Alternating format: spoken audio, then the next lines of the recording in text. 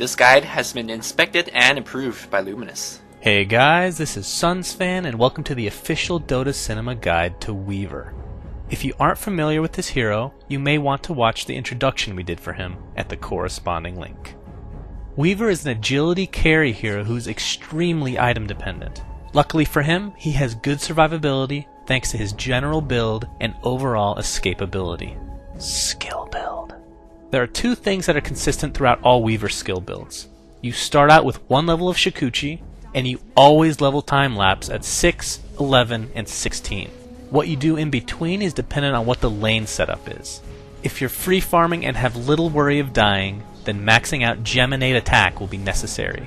Do this by 7, with one level of Swarm at 4. Generally maxing Shikuchi second is standard, as the decrease in cooldown will make a world of difference. And then lastly, finish off Swarm, as you finally are starting to get some right-click damage to work with. If you're laning with very helpful allies, and are in the mindset of being ultra-aggressive, then max Shikuchi first, and Swarm second. This will net you a lot of kills, but is quite mana-intensive. Lastly, max Geminate attack.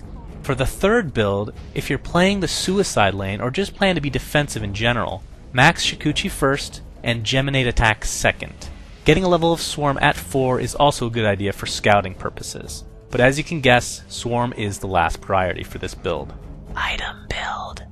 For starting, get a Stout Shield to go along with basic regeneration and Iron Branches. These branches will be turned into a wand, which is very crucial for you to finish, as it's great against any mana burners. A lot of players leave their charges at 15 until a desperate situation arises. When used, it'll allow you to use one of your escape mechanisms without issue.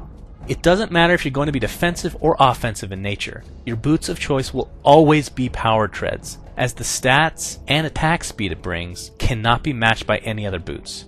But after saying this, I must mention that depending on the player's preference to rush certain items, it isn't too crazy to see them skip boots entirely until the first big item is completed. In the early stages, it may be a good idea to get a Ring of Aquila, as it'll give you some nice stats and mana regeneration. But generally speaking, Weaver players like to go at least one defensive item to start before going for any kind of damage.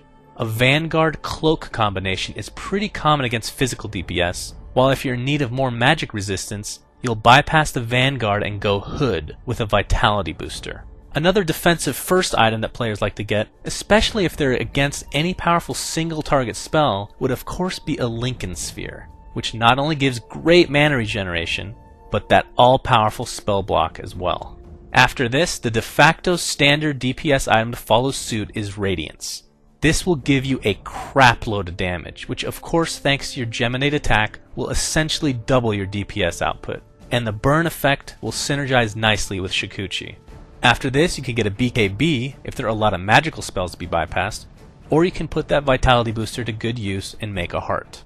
For late game luxury, a Butterfly is amazing on Weaver as it provides a lot of attack speed and damage, as well as the evasion, which will make you that much more survivable. And although an MKB or Daedalus could technically be good damage for Weaver, just keep in mind that they will not proc on any Geminate attack. Gameplay.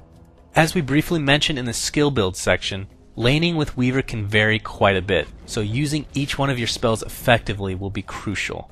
Shikuchi is of course your main source of initiation and getaway. You can use this with ease to harass the enemy as well as last hit creeps. Just keep an eye on your mana, as you can be pretty starved throughout the early portions of the game. But one general tip for chasing and getting away is to go a different way in which they originally saw you. But getting to more specifics, when chasing a hero, it's a good idea to go past them. This will allow you to get a few more auto attacks in. Believe it or not, this is a very common mistake for new players. The good thing about Geminate attack is you normally don't need to think about it a whole lot. Keeping track of it on occasion could be a good idea just to gauge how much damage you'll be doing. But the only thing to keep in mind with this skill is that it will not proc when you attack out of your Shikuchi, so plan accordingly. Your Swarm ability, on the other hand, has many uses. Like mentioned earlier, you can use these to scout, as they will give you a decent 321 vision. This is also a great way to halt a push, as the creeps will be forced to aggro the beetles instead of moving on down the line. But more than anything, it will be used aggressively in order to weaken the enemy. Time Lapse is a very unique ultimate and is the main reason Weaver is so hard to kill in the later stages of the game. You'll not only regain your mana, HP, and position of 5 seconds ago, but more importantly will nullify any debuffs that were applied to you in this time as well. This is the main reason that Dust is just about useless against Weaver. And of course, Sentries can be somewhat ineffective because of his overall mobility. In teamfights, your job is to obviously deal as much damage as possible since you're going to be the main DPS on your team. Applying Swarm to as many enemies will be important, sure, but staying alive will be of the utmost importance. This is why your build is to go so tanky. The longer you evade death, the more damage you'll do, especially if you picked up that Radiance. Friends and foes. Friends of Weaver are those in the laning stages that have some sort of CC or slow, since you have none yourself. Examples of this are Crystal Maiden, Lion, and Vengeful Spirit, which, let's not kid ourselves, are basically in every guide. They're just good, man, what can I say? Heroes that counter our Insect Friend are those that can drain his mana, which would include the likes of Anti-Mage and Lion, but more importantly, those that can reveal invisible heroes. Examples of this would include Slardar with his Amplify damage, Bounty Hunter with his Track, and Bloodseeker with his Thirst, and well, Blood Rage too. Thanks for watching, guys, and please remember to subscribe to our YouTube. Also, a big thanks to FlawlezZ and Luminous who helped create this guide. You can check them out at their YouTube channels, which are linked in the video description.